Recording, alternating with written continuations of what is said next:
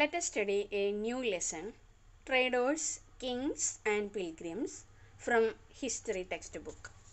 This chapter gives a lot of details about the trade relation of our ancient India with the different countries of world. From ancient time onwards, many of our Indian rulers had their good trade relation with other countries just like Rome, Greek, China, etc. And we already studied from the lesson about Harappan culture that one place that is called Lodhal in Gujarat was one of the important place from where our archaeologists found a remains of a dockyard, that is a port. So using these port or ships or boats etc., our Indian leaders had their trade contact with other countries.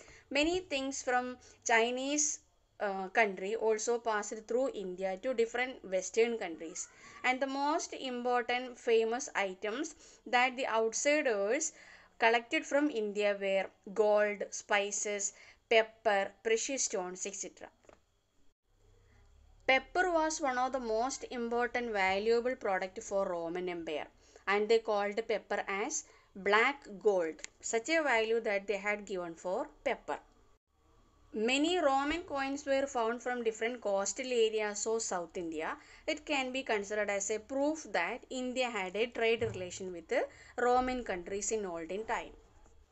Southern part of India was one of the important attraction for the traders because lots of seaports are there in the southern coastal areas which connect the different parts of world with India. So lots of traders from different countries came to India, especially to the southern part of India. Not only the important ports in South India was very much famous for some different important kings also. About that important kings in South India, the old Tamil poems known as Sangam poems have their description. And that important kings were also known as Moovendar. That means three important kings. Moovendar stands for three kings or three chiefs. And that three major ruling family were located in the extreme southern part of India known as Cholas, Cheras and Pandyas, who were become very powerful in South India around 2300 years ago. Each of these three chiefs had two important centers in their kingdom. One is inland, that is inside of their kingdom. Another one is coastline. And the most important center in the South India out of under these three major rulers were known as Madurai, that is the capital of Pandya kings, and Puhar or Kaveri Pattanam, that is the one of the major port of Cholas. The speciality of these Moovendars and their administration were that they didn't collect a tax regularly from the people. Instead of collecting taxes, they got different type of gift and tributes from people nearby. And they also conducted number of military expeditions or conducted wars with their neighboring kings, and from all such a defeated kingdom they got lots of tributes and collected money. All these captured money and wealth from their neighboring kings were given or distributed among the different group of people just like the supporters, including members of their own family, soldiers, poets, etc. And the rest kept with them. And many of the poets, especially those who wrote Tamil songs during those time, also got lots of different type of gift from the king as they were writing or making poems in praise of these Moovendars. After some years, another important glorious dynasty which ruled India, especially the western part of India, were called Shatavahana rulers. And the important place were just like Maharashtra, etc. And the most important ruler of that Shatavahana kingdom was Gautami Putra Shatakarni. And he prepared an inscription where he described every details about his kingdom, capital and everything. The Shatavahana rulers were commonly known as Dakshin Pada rulers. That means Dakshin Pada stands for route leading to the south. Dakshin stands for south, South India, and Pada stands for route or way. So Dakshin Pada stands for route leading to the south. Not only they captured the areas of south, they had their empire in the eastern, western or other parts of their country. Since our lesson gives or discuss mainly about the importance of traders and kings, let us study about one of the most famous trade route that existed in ancient time. That is called Silk Route, that started from China to different parts, especially to western country. Why this trading route is known as Silk Route, It is mainly because that the most important product traded through this trading route was silk. And we know that China is the first country where the process or the method of manufacturing or producing silk was invented. Lots of procedures were there, especially need to cultivate this mulberry, and from out of this mulberry the cocoons of silkworms will be produced, and many other methods or procedures are there. So the Chinese country is the first in this world who started to prepare silk, and these extremely silky, spongy and also costly silk products, silk textiles etc. were started to trade from China through India to western part of the world. That's why this route was came to be known as Silk Route. Through this Silk Route also, a good relation was prepared or born during the or between the countries of China and western countries. Especially Chinese rulers sent the gift of silk to rulers in Iran and West Asia, and the idea of making silk was spread into western countries also through this Silk Route. This Chinese silk was extremely expensive, as it had to be brought all the way from China along dangerous roads or mountains or deserts etc. So people living along the route often demanded payment for allowing traders to pass through. So during this time, one another kind of fight was there among the different rulers on the way of silk, mainly to capture some of the important trading centers.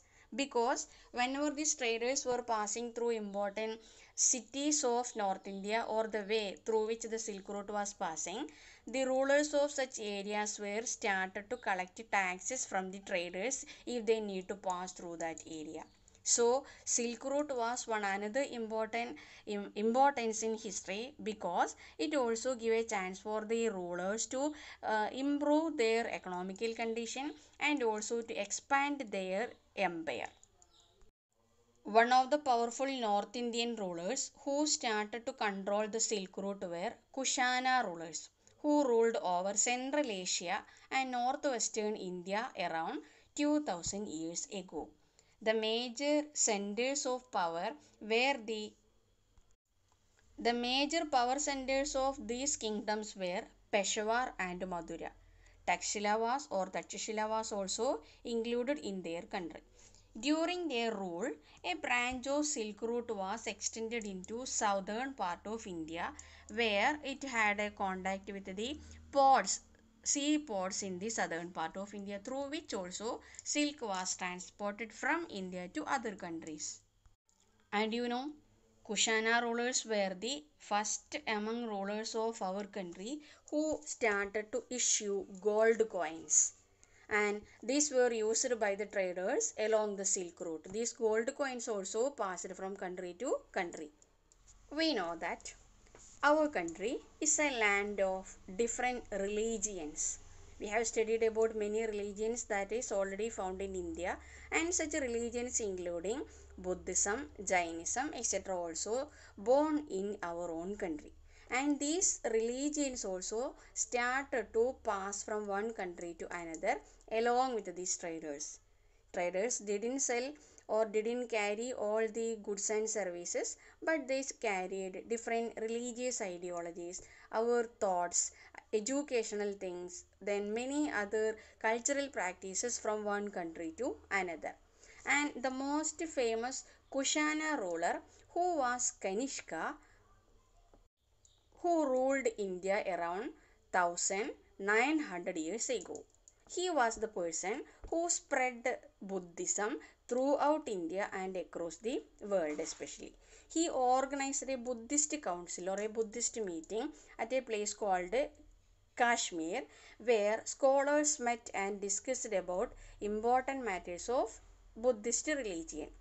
One important poet who was known as Ashwagosha, who wrote a biography of Buddha, who was the founder of Buddhism, and the name of that poem or that book was known as Buddha Charita. He lived in the court of Kanishka, and Ashwagosha and many other Buddhist scholars now started to use Sanskrit also. After some years of continuation of this spread of Buddhism into different countries, many different thoughts entered into Buddhism. Thus, a new form of Buddhism known as Mahayana Buddhism developed. This had two important features.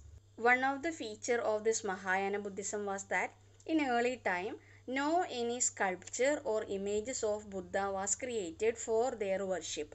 But later, as per this Mahayana Buddhism developed, they started to make many statues of Buddha and they considered these statues to be worshipped. And many of these Buddhist or Buddha statues were found in places like Madura and Tachila in the North India. And the second feature of this Mahayana Buddhism that they started to believe Bodhisattvas. Bodhisattvas were the most extreme disciples or the followers of Buddha. Along with the Buddha, a group of people, that is Mahayana Buddhists, started to believe in Bodhisattvas also. The worship of Bodhisattvas became very popular and spread also throughout the areas of Central Asia, China, and later to Korea and Japan also. The followers of Buddhist started to make large number of caves in different parts, especially in South India, for monks or sannyasis to live in. Some of the caves were found especially made by the kings or queens, and some others were made under the orders of merchants and farmers. Many such caves are found in the areas of our Western Ghat. Roads connecting prosperous ports on the coast with cities in the Deccan ran through these passes. Traders probably halted in these caves monasteries during their travel. Along with the movement of traders from countries to countries, Buddhism also spread to southeastwards to Sri Lanka, Myanmar, Thailand, and other parts of Southeast Asia, including Indonesia. The older form of Buddhism, known as Theravada Buddhism, was more popular in these areas. So, Mahayana Buddhism in one side and Theravada Buddhism in another side. All these different new ideas of religion also spread across world along with the movement of traders. And these traders and religions were fully supported by the kings of those times. So we have studied a lot about the important role played by kings, merchants, etc. in the spread of religion and also to get a good relation with another countries. So let us stop now. We can study the remaining portions in the coming lesson, coming days. So thank you. Have a nice day.